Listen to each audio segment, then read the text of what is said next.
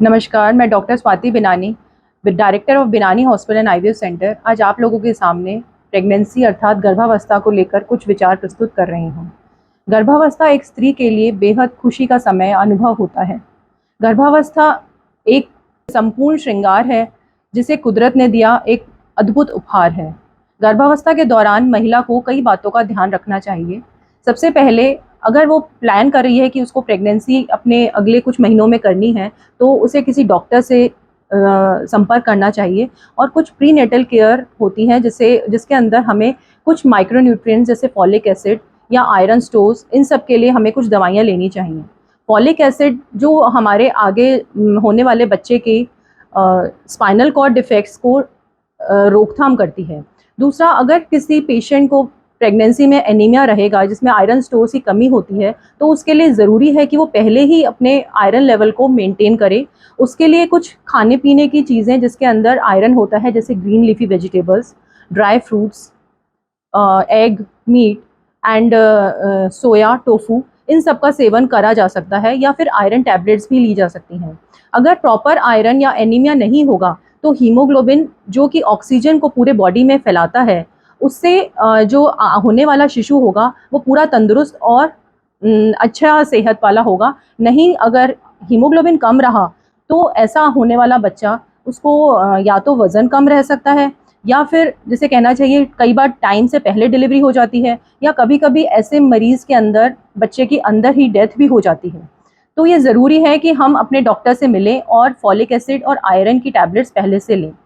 फिर प्रेगनेंसी के अंदर मैं ज़रूर कहूँगी कि संतुलित आहार होना बहुत ज़रूरी है, जिसके अंदर प्रोटीन, कैल्शियम, आयरन और आयोडीन एंड इन सब का सेवन जो डॉक्टर है वो आपको बताएगा कि वो किस किस मात्रा में आपको कैसे लेना है।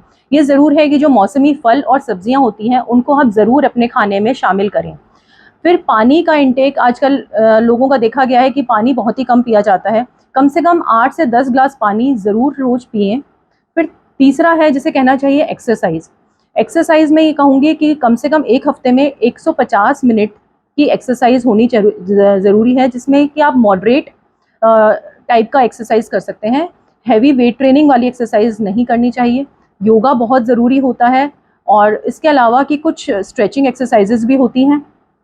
बाकी नॉर्मल टहलना या फिर वॉकिंग, जैसे ब्रिस्क वॉक भी कहते हैं, वो भी करने से मरीज़ को बहुत फ़ायदा मिलता है, क्योंकि इससे जो बैकएक है, कॉन्स्टिपेशन है और भी कई सारी बीमारियां जो हैं वो अपनी एक्सरसाइज से दूर होती हैं।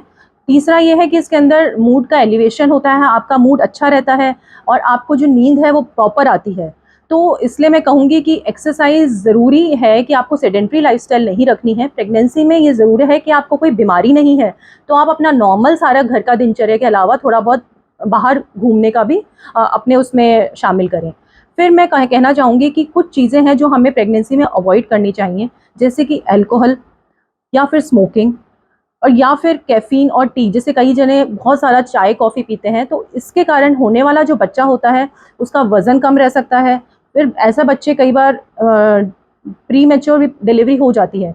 तो ये बहुत ज़रूरी है कि आप प्रेगनेंसी में इस तरह की चीज़ों को बिल्कुल ना लें, क्योंकि इससे आपका जो बच्चा होगा वो तंदुरुस्त नहीं पैदा होगा। फिर मैं एक बात कहूँगी कि आपको रूटीन चेकअप के लिए हर जो डॉक्टर आपको बताता है कि नियमित आपको, जैसे शुरू के 6 महीनों तक आपको मंथली चेकअप के लिए जाना चाहिए। उसमें कई सारी टेस्टिंग आपकी हो जाती हैं, जैसे कि ब्लड प्रेशर है, कई सारे ब्लड टेस्ट हैं, आपकी सोनोग्राफी है, और भी आजकल कई सारे टेस्ट होते हैं जिससे कि आपको बच्चे का पेट में ही पता चल जाता है कि उसे कोई किसी तरह की एनॉमली या कोई बनावट में प्रॉब्लम तो नहीं है। तो आपको जैसा डॉक्टर आपको बताता है वैसा वैसा आपको करना है। और प्रेगनेंसी में यही कहूँगी कि एक औरत को, मतलब प्रेगनेंसी एक बीमारी बिल्कुल भी नहीं है, उसको एक सुखद अनुभव की तरह आगे लेके जाएं। शादी के पहले वो पल होता है बेहद ख़ास, जब किसी का गर्भ में होता है होने का एहसास।